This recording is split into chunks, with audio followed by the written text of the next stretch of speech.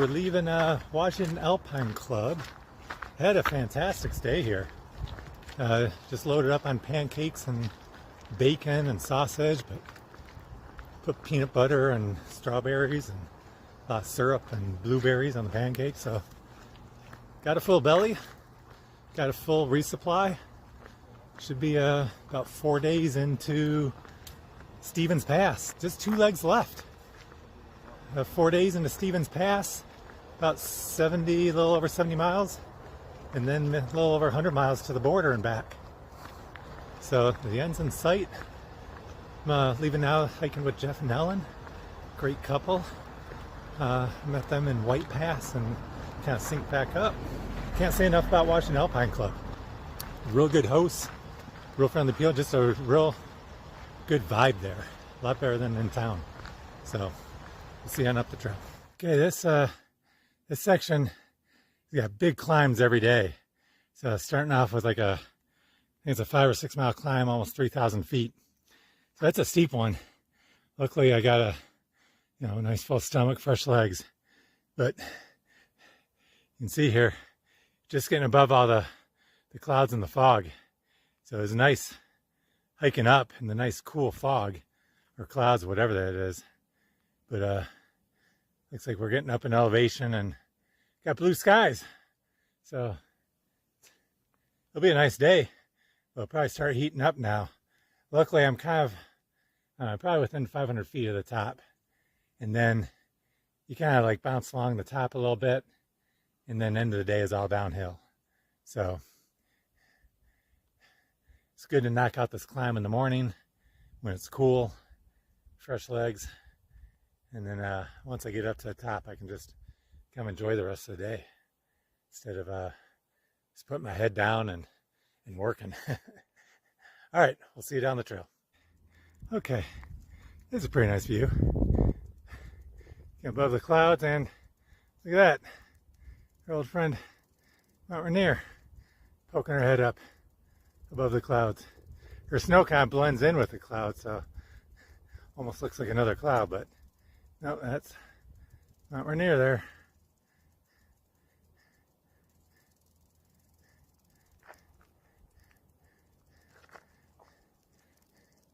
It's a beautiful day, especially when you get above the clouds here. It's a little gloomy down below, nice and cool, but up here, bright and sunny. Okay, fog's rolling in again, but this is Ridge Lake. This little lake, a little lunch spot, and refilled on water. So for some reason my GPS isn't working, so I got maps and waypoints, but I can't see where I am on the map until I come to like a landmark like this. So anyway, we're about 7.1 miles in. I'm gonna try and do about another 10 miles, 10.5 miles today. It's a little after 1.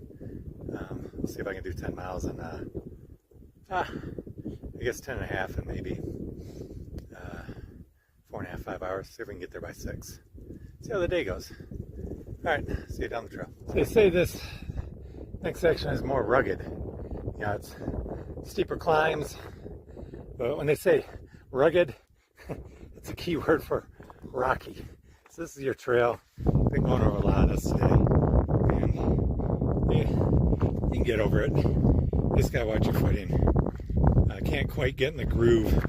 That's when you're in nice soft dirt, but I've had a lot of this. Just picking your way along the mountainside, climbing over rocks. That's what tears up the shoes too. But that's the trail, so that's what you do.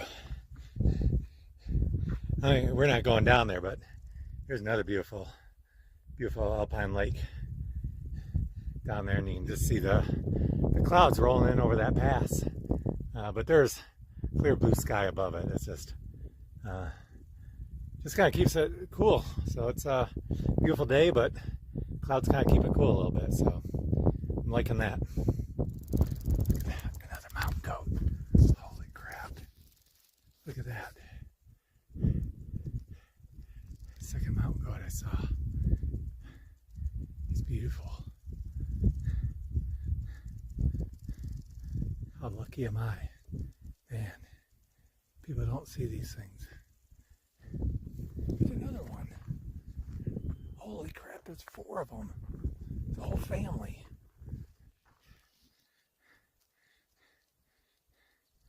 Four mountain goats.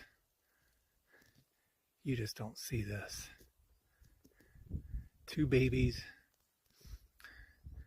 So much glare on the screen, I have no idea if I'm capturing these or not. But they're just hanging out.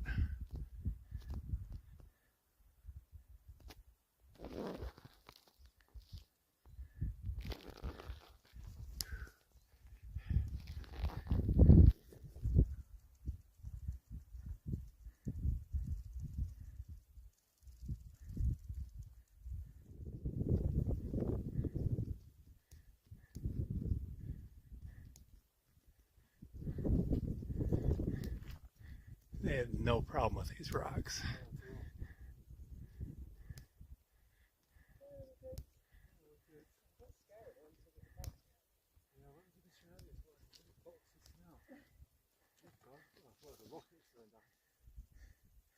There, Mr. Marmot. What are you doing there?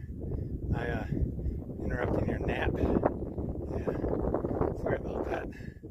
I'll just keep moving along. You go back to your little nap there. I think I just did the last climb for today, and this is what you see from the top. Nice little lakes, nice ridgeline, nice forest, and I think more importantly, the best thing of all, check this out. Dirt trail. Man, been killing myself on these rocks for like the last 15 miles. All right, we'll see you down the trail. Okay, not a bad little water source. I'm gonna camp somewhere around here, but check out that waterfall.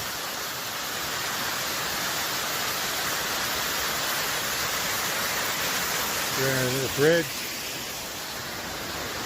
It keeps going. All right, let me go find a camp spot.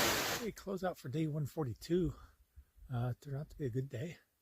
Can't say enough about Washington Alpine Club. I mean, it's nothing fancy, nothing special, but it's just a real good vibe.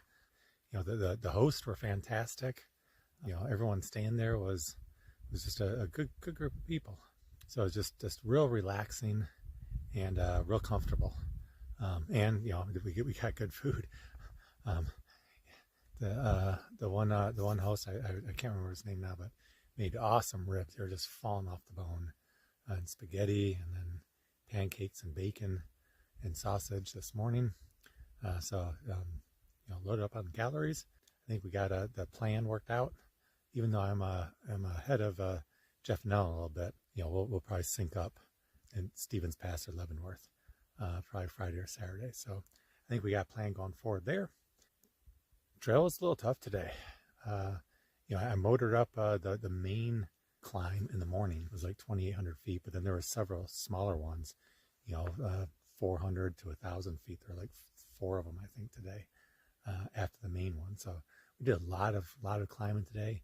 And aside from the very beginning, the trail's pretty rough. There are large sections just with a lot of, you know, real rough rocks, big rocks, you know, like, you know, grapefruit to basketball size rocks. So it just really, you got to focus on every step. You know, you're always trying to protect your feet and your ankles. So it made it challenging. The other thing was the family of mountain goats. That was incredible. I thought I was, you know, really lucky, real blessed to see one a few weeks ago. And then walking down the trail, and I see a family of 4 of them there, including 2 babies. That was just an incredible sighting. Hopefully, I haven't looked at the video yet. Hopefully, it came out, because you know, the glare on the screen was real bad. So as I zoomed in, I have no idea if I captured them or not. But it was just a real special sighting. So I think I'm real lucky to have 2 mountain goat sightings, and you know, the second one being family of 4. I pushed it. I did 17.5 miles, thereabouts. I was about ready to stop. You know, at 5 o'clock, we reached a pond, and it was like 14.5. So I don't know if I had 3 more miles in me, but you know, I want to get in, you know, to Stevens Pass to pick up the next resupply by Friday at 3. I guess, I didn't know at the time, but I guess the trail gets a little bit easier in the next couple days. At least I hope so. But I was concerned if I only did 14 miles, and then I'd be really pushing it to get in there. So I think it'll all work out. But end of the day, I went a little bit later and did the 17 and a half. So I think I set myself up good for success. I guess that's it. We'll see you tomorrow.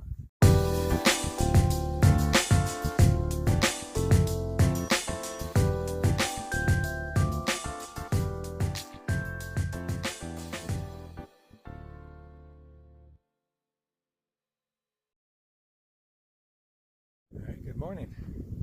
Day 143 here. Beautiful morning. Got down to like 52 degrees last night. Just perfect right now. It's probably upper 50s. Super dry. Nice little breeze. So just real pleasant morning. Slept like a rock. You got a little bit downhill and a real big uphill, like 3,000 feet, and then downhill for the afternoon. So I'm gonna try to do like 19 or 20 miles, something like that, and get to the base of the next downhill, which I'll save for tomorrow. So should be a good day. Hopefully the trail cooperates and it stays predominantly dirt instead of rocks like yesterday. And if that's the case, then should be a great day. Got a little bit of a burn zone right here, but it's pretty short, I think. And then we'll get back into some live trees. So we'll see on down the trail. I think this is the Wampus River, but as you can see, it's supposed to be a bridge here. There's no bridge. Pretty good river. Had a couple of sketchy rock crossings down there. I ended up, oh, you probably can't even see it now. There's a log crossing downstream a bit. It was a couple feet off the river, and it was a medium-sized log. Still brought some flashbacks from when I slipped and broke my tooth. So I made it across okay, but I guess I'm still not mentally completely over that episode. So probably took a few more to still get my confidence back. But we made it over okay, and we're back on the trail. Okay, so GPS still isn't working, but so I don't know exactly where I am, but kind of feels like we're getting near the top. We'll see. But check out this ridgeline. You still got good amounts of snow, and this is September. Nice little waterfall all the way down the mountain there. Just a real rugged ridgeline. Kind of been seeing this over my shoulder all day today. Just gorgeous up here.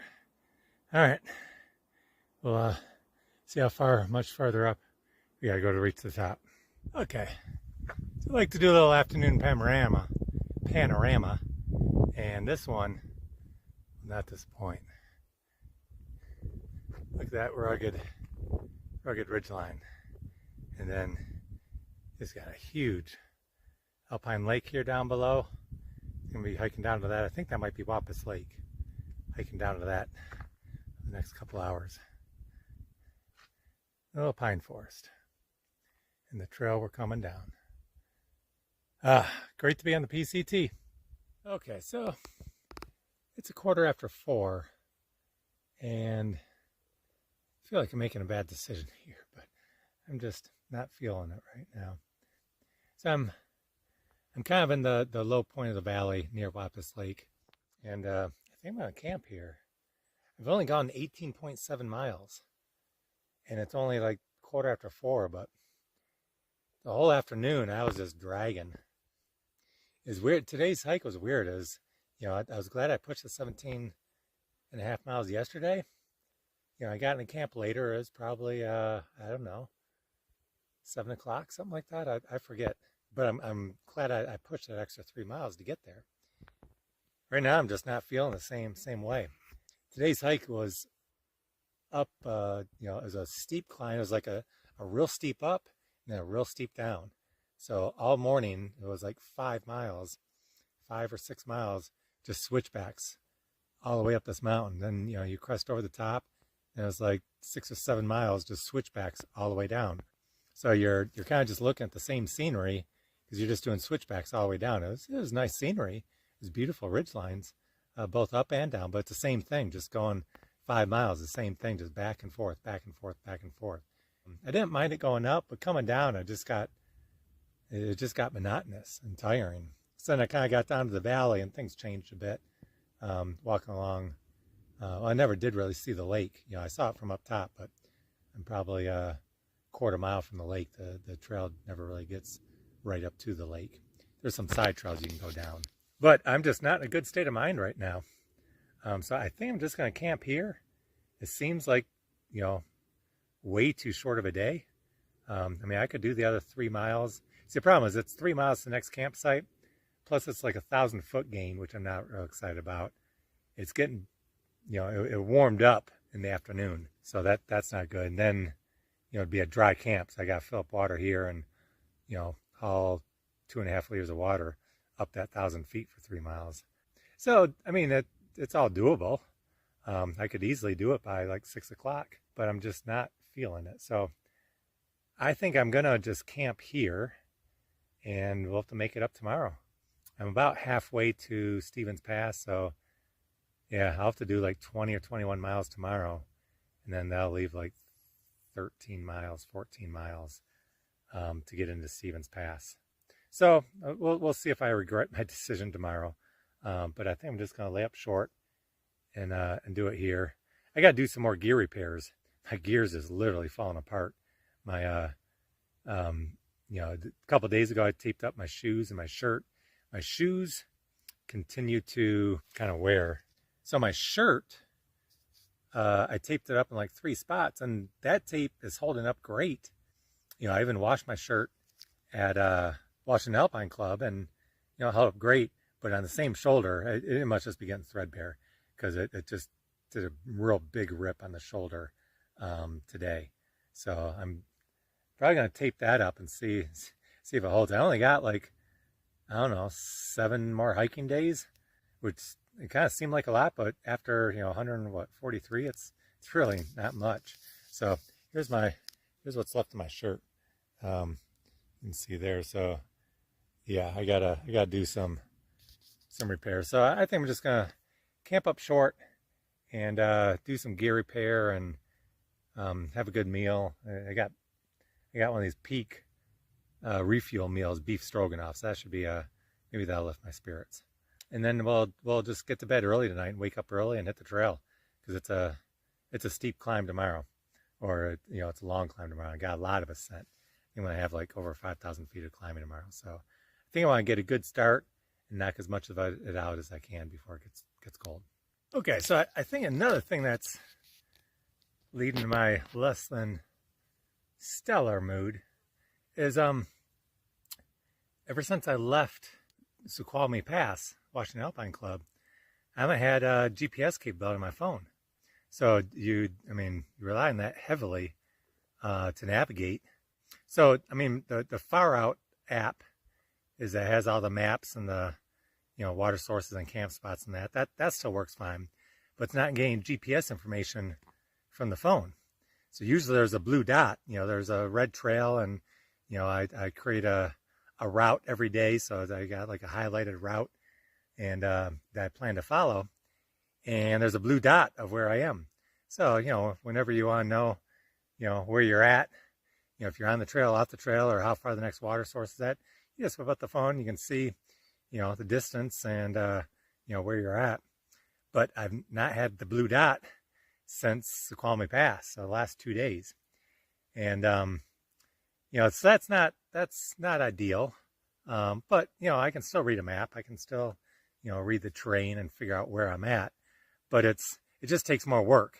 It's kind of like, you know, like hiking from, you know, 10, 15 years ago, where you had a, you know, paper map and you had to read the terrain and figure out where you're at. Even if you had a GPS, you know, that still took time to, you know, get a reading and then translate it to the map and that.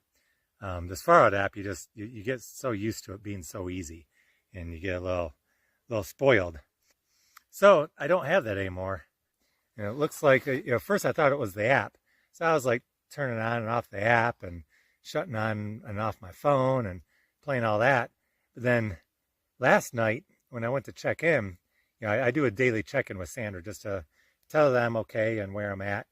And if I'm within cell service, I text her the mile marker. But most of the time, I have to use a satellite message. And I got this little device here that will send my position through through a satellite to Sandra. So I do that every night. And last night, this pairs with your phone. And so first you establish a connection with the satellite, and then on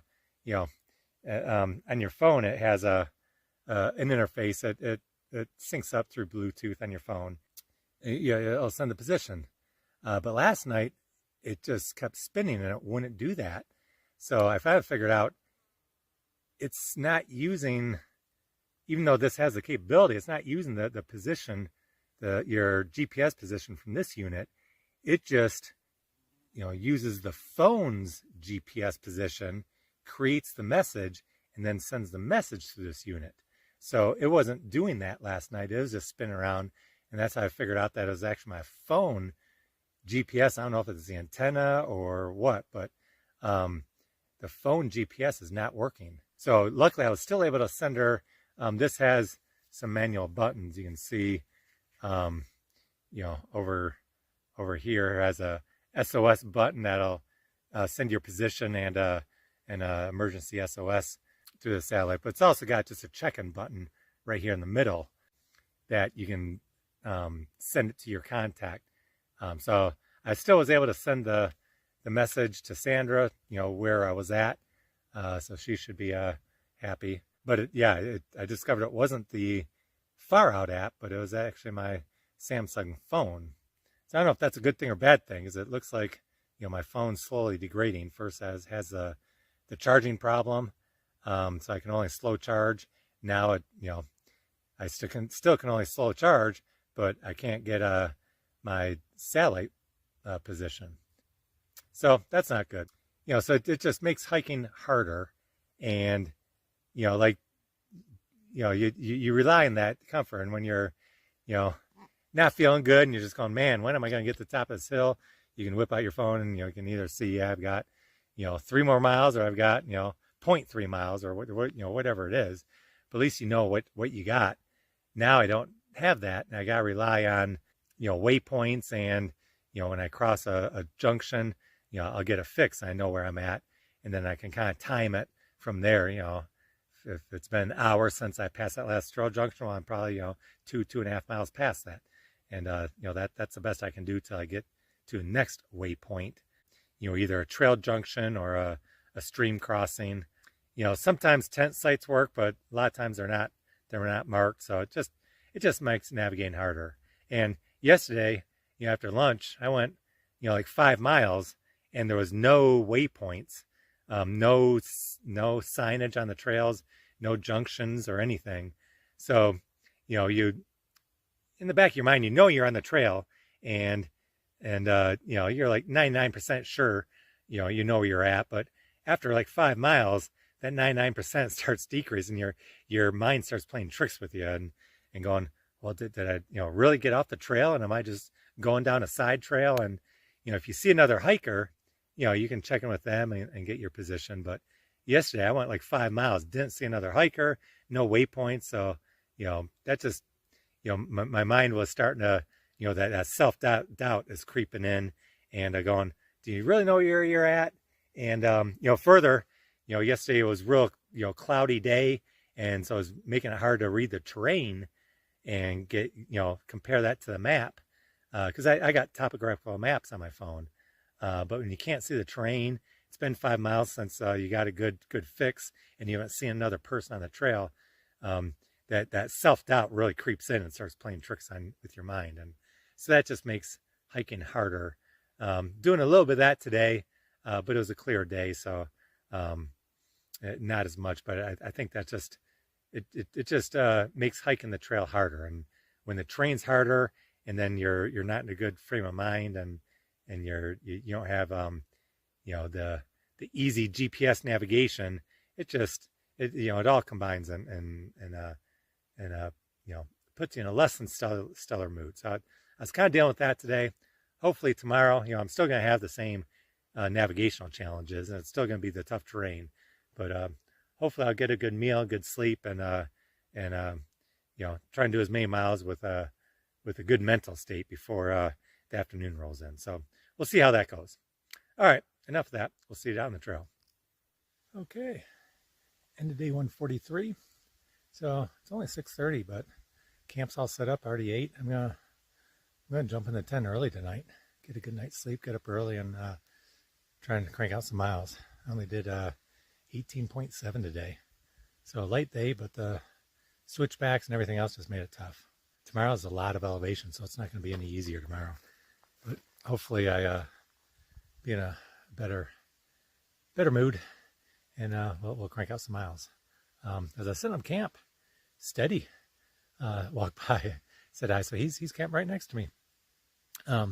Steady, we've been hiking with him, leapfrogging with him all the way through the Sierras, and then Northern California a little bit. He gave us a ride from South Lake Tahoe on up to the trail. So he's been saw him in Cascade Locks. So he's been popping up every once in a while. So he's camped right next to me. So good talking to him and getting caught up with him. Okay, I guess that's it. We'll see you tomorrow.